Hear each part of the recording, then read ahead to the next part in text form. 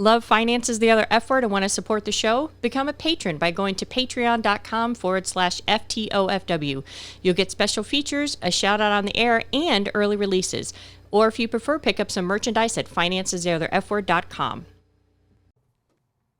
As fantastic a CFP as Mel O is, as wonderful an attorney as I am, and as good as Stormy is at whatever it is he does, please do note that anything said in our podcasts are our opinions alone and are not meant to be taken as financial or legal advice.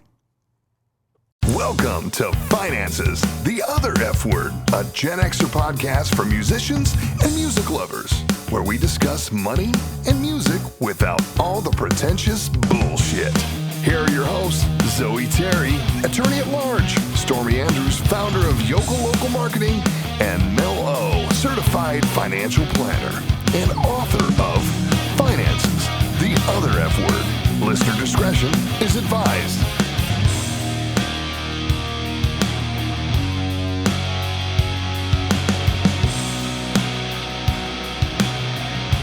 Hey guys, welcome to Finances, the Other F Word. Today we are again Stormy Light. Today, I don't know. Stormy less. Stormy Light. So I know that all of the Stormettes are out there bawling their face off because All they don't. three of them. All three of them, because they don't get to hear Stormy's wonderful dad jokes.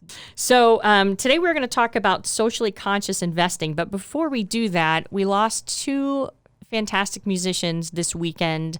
Eddie Money and Rick Ocasek from the Cars. For those of my 80s babies out there, or maybe even some of my 90s babies, Eddie Money was bigger in the 70s, but he's saying, "Take me home tonight. I don't want to let you go till you see the light." So that's Eddie Money. Also, 2 Tickets to Paradise. My father and my mother both like Eddie Money. So Eddie Money passed, and my mother really loved the Cars, and I was really sad to see Rick Ocasek. And I think he was still married to the same woman from his videos. She was a model from a foreign country that I can't remember right now. Gorgeous woman, and they got married, and they stayed married. And I don't think that they had gotten divorced. So that's really sad that he passed away. And I still don't know what he passed away from. They just said he was found unconscious in his townhome. So we have no idea. He was 70. Right. Yeah, so that's really sad. But we're going to kick it over to Zoe for some articles. But first, because we know that this is the month of October, for those of you who have not seen It. Two. By Stephen King's. Okay, you need to go. First of all, if you can read the book, you need to read the book. Zoe and I both read the book in the 80s, and a lot of the stuff we were jumping at because we completely forgot that he was even there. But it was fantastic, and Stephen King does a cameo in it, and we loved it. Yeah, it was jump scare-tastic. I mean, the guy next to me didn't jump once. I don't know how he didn't jump from me jumping, but Mel and I were just grabbing onto each other at moments. Yeah, it was good. And but the guy next to you was probably trying to be too cool. And then I had this jackass sit down next to me. Thank God he only stayed for like the first 5 minutes of the movie. He reeked like so much cigarette. So you guys have to understand, look, smokers, you guys stink. Okay, like I'm not trying to be rude. I'm just trying to tell you honestly, you can't smell it. You can't smell it. How convenient, right?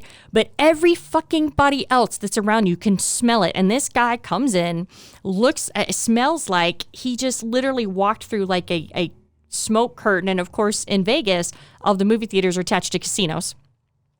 So the whole casino's smoky, but he must have lit a whole pack of cigarettes at once, put them in his mouth, and just puffed away. And then he got a big ass popcorn, which is great. People do that. But he's one of those people that hold the popcorn's full, and instead of using their hands, because God forbid, he just sticks his tongue in the popcorn. Did you see him doing that? No, I didn't. Yeah, so he's just like he's like frogging this popcorn because God forbid he puts his smoke-covered hands into the popcorn. And I kept leaning closer and closer to Zoe because I was like, I'm about to crawl on Zoe's lap because this guy reeked so bad like smoke, and all the seats are reserved. You reserve them ahead of time. Thank God, I think they movie jumped. He got up and left within 10 minutes. And I think he was too scared. Yeah. Or, let's just say he was too scared. I hope he didn't movie jump, but I think that's what ended up happening. But he stunk. So you know what? Smokers, just understand it's not personal, but you stink. But going back to the movie. Yes. 2 hours and 49 minutes long, something like that. Yes. But it didn't feel like it, other than the fact that we both needed to pee after 10 minutes. So, right. But other than that, yeah. And that was the longest pee I've ever taken in my life. She was in there for about 35 minutes peeing afterwards. Zoe and I both run in at the same time, and we both grab stalls right next to each other. And we sit down, because that's women, we sit down to pee. We sit down to pee. And I see Zoe stand up under the thing. I hear her toilet flush. I am still peeing. I'm like, not effortlessly. I'm not even trying. It's just kind of flowing. And I hear her door open, and I see her little shoes that I always rank on go away. And I hear, people are talking and other people going to the stalls. I am still peeing. I hear the water come on. I hear Zoe, whatever, still peeing. Total stream. Total. Yeah. And Zoe gets out and walks away. And I'm like, oh my God, do I have to finish this at home? Because I don't think I'm going to be able to get out of here at any time soon. And finally, I'm like, okay, this is enough for me to get up and we can get out. But honestly, it was the longest pee ever. Did you have to pee again when you got home? I did. I did goodness. pee. I don't think it was the same. I think it was not the continuation of the pee, right. But it was, yes, I did. did. Up a fresh one on your way home. I did. Wow. And we didn't drink anything during the movie because we didn't want to have to pee. Yeah. And we peed beforehand. And then 10 minutes into the movie, I was like, I have to pee. At one point, I literally unbuttoned my pants because it was putting pressure on my bladder. And I was like, I can't miss anything. Anything. Yeah, there's no way you could get up and go pee in that movie. No, it was fantastic. So go see it. Read the book. Stephen King's amazing. He does a cameo in the movie. Which was funny. Yeah, he's amazing. I don't know how he thinks of some of the stuff he does, but that book is terrifying, more terrifying than the movie. The book is amazing. So anyway, go see it and enjoy your October month. Yep, 2 and 1. Yeah. Yep, even though 1's not in theater anymore, but you should have already seen that. So if you didn't, that's shame on you. Mm-hmm. All right, so articles, fun stuff, and socially conscious investing. Okay, so articles over the past week or so. The children's home that inspired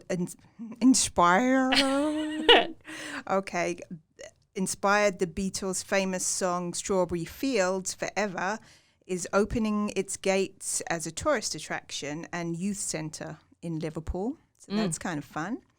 Apparently it's where John Lennon would often take himself off when he was a kid and go relax and whatever you do as a small young boy. But anyway. God, he's so troubled. Even as a small boy, he had to get away and relax. Like, Jesus, how intense are you?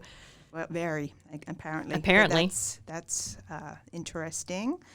Now, I don't know this band, but Mel might. Avenged Sevenfold? Yes. Okay, well, I say this almost every week. Music memorabilia. Yes. I don't know why I like that word so much, but she is fascinated with that. A little obsessed. Maybe it's because I'm hoping I can find something that not that I have anything, but anyway. So, Avenged Sevenfold at the end. Sevenfold, isn't that what I said? No, you said Sevenfold. Did I? Okay. You did. Sevenfold. The frontman, M. Shadows, is, two things. First of all, he is to become a playable character in Call of Duty, which is interesting, not to either of us, but it might be to some of you. But the main point was that they are selling the original bass guitar from the original bassist, Matt Wendt, and the first $500 is going to charity. So if you're interested, look it up. And another article, if you remember, we've done a podcast in the past about famous celebrity feuds. Mm-hmm. And there's an article I posted recently about Tiffany of I Think We're Alone Now. Yeah. And one of redid the Beatles song, yeah. Yeah. She discusses in the article about whether she really had a feud with Debbie Gibson. And the truth is, she didn't. She said they barely knew each other during that time that they were popular, but they did eventually meet and have become great buddies. But anyway, there's an interesting article about Tiffany that I posted also. So over to you, Mel O. Well, and speaking about the Call of Duty guys, so Iron Maiden, I spoke about this in a previous podcast about going to the Iron Maiden concert. They actually just put out a playable game on your phone with Eddie, which I mean, for those of you who know Iron Maiden, that's their character guy, and they draw him in all kinds of different scenarios. And so now they have a playable game that is available on the iTunes store, which I will be downloading from Iron Maiden. Usually I don't like that when they try to, it just reminds me of like a money grab, but actually the game looks really, really cool. So on this episode, this is kind of a financially light episode. I really just, this is more of kind of a public service announcement. And I wanted to kind of touch on and talk about socially conscious investing. Now, it's not often that I get this concern, but sometimes people will tell me that they don't want to do any investments because they don't want to support the man, or they don't want to support the system, or they feel that most of the corporations are corrupt, et cetera, et cetera. So as we have started to come online more with people starting to put their money where their heart and their morals are, moral investing. So it used to be that people would say, hey, I just don't want any sin stocks. So sin stocks would be alcohol, tobacco, adult entertainment, gambling. So if an investor told me, hey, I don't want any sin stocks, then I know that to avoid those 4 things. But now we have human trafficking, which is an issue. We have people that are concerned with how workers are getting treated in other countries, the hours that they're working, the pay that they're receiving, the conditions that they're working in. And so we have a system now that's called the ESG rating system, which stands for Environmental, Social, and Governance. And this has been picking up more and more steam. When I first started doing investments, nobody gave a crap. And, besides a company saying, hey, we went in, to this place and we cleaned the water. Other than that, you would have no idea if the actual practices that they were doing fell in line with your morals. But you can actually invest, and you can have your money support what it is that you feel is important to support for you. And you just need to tell your advisor to look for these things. So I have some clients who tell me, hey, I'm an old hippie. That's her words, not mine. I'm an old hippie, and I don't want, anything that's going to do these types of things. And so when you're talking about socially conscious investing, there's a ton of different things that you can have it be rated for. So some of them is carbon intensity.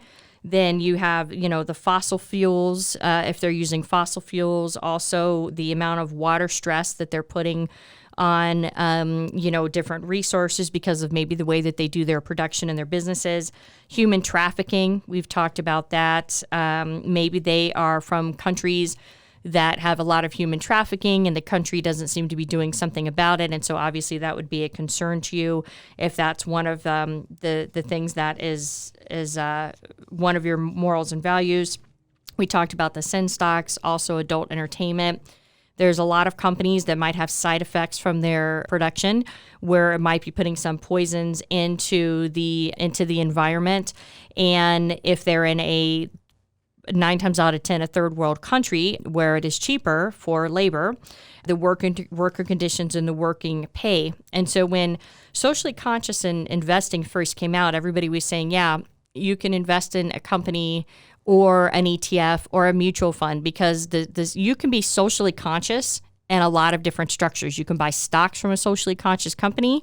You can buy a mutual fund that holds a whole bunch of stocks from socially conscious companies, or you can buy an ETF that does the same thing that's under the umbrella in the rating system. And at first, when this came out, it wasn't very popular. And the myth behind it was the fact that if you were a socially conscious investor, that you would be getting less returns. And that basically the corporations that had the best returns and were the most successful were doing a lot of underhanded shit. And they were able to pay higher dividends, et cetera, et cetera. And that was the belief. And there was a lady, and I can't remember who it was, but for those of you who listen to TED Talks, you'll know what I'm talking about. She actually did a whole TED Talk on busting the myth that socially conscious investing was actually synonymous with less returns. And now, as more and more people are starting to invest, especially with the millennial generation coming up behind us and coming into funds, and the Gen Xers, socially conscious investing is starting to get more and more. And what's happening is that a lot of these people companies that are, having stocks, if it starts hitting their bottom line by the way they're doing business, then obviously they're going to start making changes. And now that we have this rating system, if you're talking to your advisor and you're looking at doing investments, you can always tell them, hey, I don't want, XYZ investments, and it's extra work for your advisor, but that's your money. Okay. So if you tell your advisor, I don't want to invest in these things, then your advisor will go out or should go out and find you things that are going to be more in line with your moral compass. And so those things are out there. And then there's another side argument, and I'm not weighing in any opinion on this at all, but there's another side argument that companies, mutual funds, ETFs that are socially conscious are actually can be considered not as prone to maybe major environmental disasters. So think BP oil spill that basically, it was Alaska, right? I think it was Alaska that it hit a rock or whatever and spilt all over the place. Well, their stock took a huge beating. Their reputation took a huge beating, and it took them a very, very long time. And I don't know if that region has ever actually recovered from it. And so if you're a stockholder at the time and you were holding BP, and BP had a massive, massive oil spill to the tune of what they did, then that would have affected your stock price, which in the end is going to come and affect your bottom line pocketbook. So it depends on what side of the coin you're on. But I want you guys just to know that these things are out there, because if you don't know that, you don't know to ask for it, number one. And if it is important to you, the more times you ask for it and the more of those investments that are purchased, the more prone that companies are going to be to change their ways, and that mutual fund companies and ETF companies are going to start really trying to pull everything together to make sure that they are hunting and pecking and trying to find these companies that are doing right by, your moral code. And so with that, Zoe is going to talk a little bit about some artists who have given money for environmental causes, or I guess just good causes. Mostly environmental causes. I mean, I think we've talked before about how music festivals and actually just concerts in general can be not very good for the environment. Right. And we've definitely posted articles about how festival goers can be more conscious of the environment. And I thought we'd just touch upon some musicians who particularly make an effort in that regard. That's great. So first up, Neil Young. He apparently wrote an entire album about his electric car. He's not a huge Neil Young fan, so I did not know that. Right.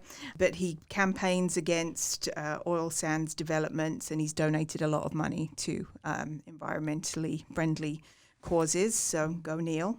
Yeah.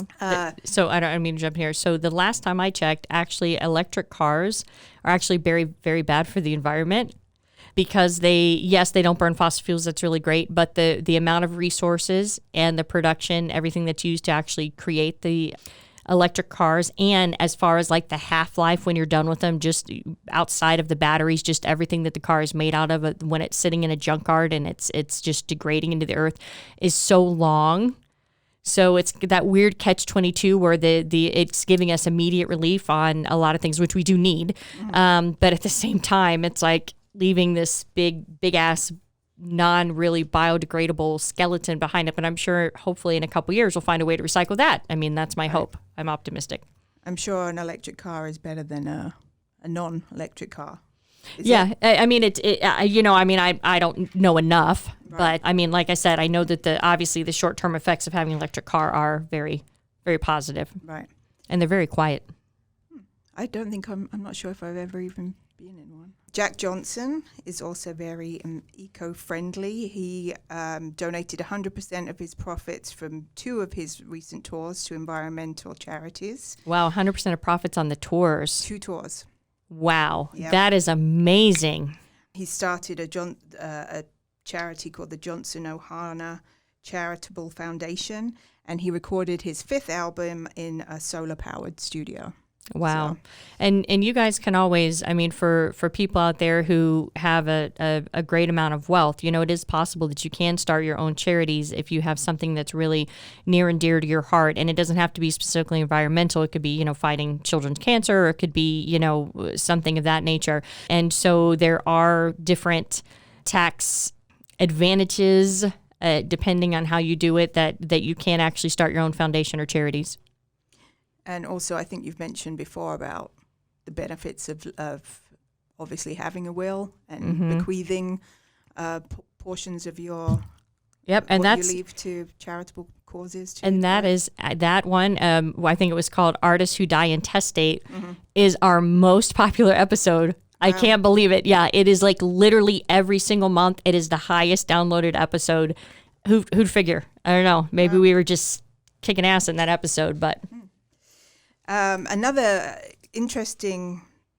Oh my God, my nose is touching the microphone. Why are you so close? I don't know, but you can hear me, right? Yes. Maybe I just can't hear myself. But anyway, I came across this organization called FEAT, Future Energy Artists. It's an Australian organization that a whole bunch of bands in Australia, including Midnight Oil, are a part of. And they invest you have to be a musician to be in it, but they invest in renewable energy. They invest in Future Renewables Fund, and then they invest in solar farms and things like that to help reduce their carbon footprint. So our listeners out in Australia, thanks. Yep. Yeah. Bette Midler is a big fan of New York. Is that where she's from? I don't know. But anyway. Yeah, I think she's from New York. Right.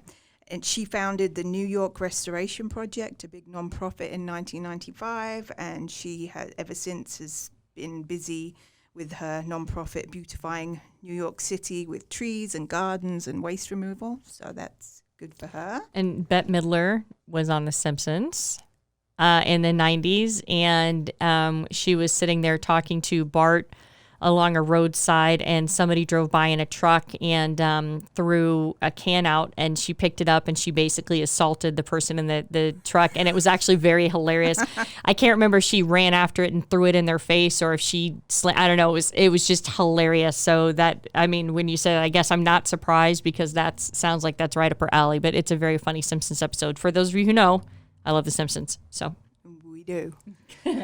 Maroon 5 are also very eco-friendly, apparently. They helped develop the Green Music Project and are very outspoken about solar energy. They have hosted more than 60 non-profit organization events. They fuel their buses with biodiesel and basically help reduce their carbon footprint whenever they go on tour. nice. So good for the old Maroon 5-ies. John Legend is also a big greenie. He went on a big super green tour with Jason Mraz, whoever that is, in 2009. Yes. They invested in wind farms to offset their carbon footprint from that tour. And he also launched something called the Show Me campaign, where he was raising money for clean water and tools in Tasmania. And it was called, No, not Tasmania, Tanzania. and it was called Show Me. Yeah, I don't know why. Okay, that's not what I thought it would be about. No. So here's a Show Me campaign. I'm like, Oh, show me. yeah. No, that's I not mean, what it is a tour. I'm just saying. Bruno Mars is a big supporter of the Rainforest Foundation. Do you like a bit of Bruno? I do. He was here, and he played a very small venue. I think he played the Chelsea, and for New Year's Eve or one of the concerts. And my understanding is he played 2 songs and walked off stage. Yeah, and I mean, for those tourists that might be coming to Vegas, if you ever do anything in Las Vegas around New Year's Eve, you're going to pay like fucking quadruple. It is the absolute ridiculousness. All the prices spike, and that was a big thing. I mean, Bruno Mars, coming on New Year's Eve was a big deal. So I don't know if that's really what happened, but that's what I was told. But no, he's a great entertainer. So he's green? Yes, apparently so. I saw him with my stepson Jackson at the... Was it Rock in Rio or whatever it was? Yeah, it was. Oh, I was there the night before for Metallica. Yeah, and Bruno was the next night. Yeah, we saw him, and he was good, I have to say. And apparently his sister is a very good artist, and she was the founder of a Mothers About Making Amends Mama Earth is the acronym, and it's all about artists encouraging people to use organic, environmentally friendly goods and services, and celebrating the arts. So his family is all into. It's not just him; his whole family are eco-friendly. Yeah, so, kind of a long name, but I like it. And the Rainforest for Bruno Mars. That's heartbreaking. So that's Bruno. Pearl Jam apparently donated $100,000 to 9 different organizations working towards renewable energy. Is it $100,000 each? No, I think it was 100,000. Actually, I don't know. It probably would be more likely 100,000 each, wouldn't it? 100,000 to 9. Yeah, Pearl Jam gets about $850,000 per performance through a booking agent. So the booking agent probably takes 10% of that, and then the rest of it is split amongst, the members of the band. But then, of course, they have to cover the expenses of it. So I would hope it would be $100,000 per charity. Mm-hmm. Yeah. And that's one of the things that we'll talk about on another podcast is about percentages. When people talk about, how much money they give, what are they actually giving as compared to you? But anyway, so $100,000 to 9 different charities. Working against climate change and renewable energy. So that's awesome. And also their official fan club, which is apparently called the 10 Club, Pearl Jam teamed up with UPS so that all the merchandise that they distribute to their fans is shipped and distributed in a more eco-friendly way too. Oh, that's awesome. Yeah, I still remember when Pearl Jam tried to take on Ticketmaster. It didn't work out, but I thought it was awesome that somebody tried to take on Ticketmaster. But yet, here we are. I just saw Maiden, and I'm going to go see Santana on Friday. So purchase through Ticketmaster. Oh, yeah. It's just, it's the distributor. Right. You have to do what you have to do, right? Right. And then actually an article that we posted in the past couple of weeks was about Jackson Browne raising over $1.4 million for oceans. That's awesome. So there are plenty out there that are doing good with their hard-earned money. So you can now do your part with socially conscious investing as well. And so whatever your moral values are, you can invest your money. So make sure that you talk to your advisor about how you can do that, and just know that those options are out there. Now, I will tell you that for most of you who are just investing in 401ks, it's probably going to be pretty tough because from what I've seen, a lot of 401ks do not specifically focus on socially conscious investing. So you might just have to do the best you can. But if you have the ability to ever look for any investments, you know that now that there is an ESG rating on it, and it will help you feel good about where your money's going because it's your money. Right. Yep. So on that note, we are out of here, and we thank you for listening. Follow us on social media at Finance is the Other F Word on the Gram and the book. And speaking of books, where our book is also on Amazon, Finance is the Other F Word, another F word to love. 10% of net proceeds going to Paws, providing animals with support, and Forgotten Not Gone. We will talk to you next time. Cheers. Be sure to check out our Finances the Other F Words playlists for each episode on Spotify.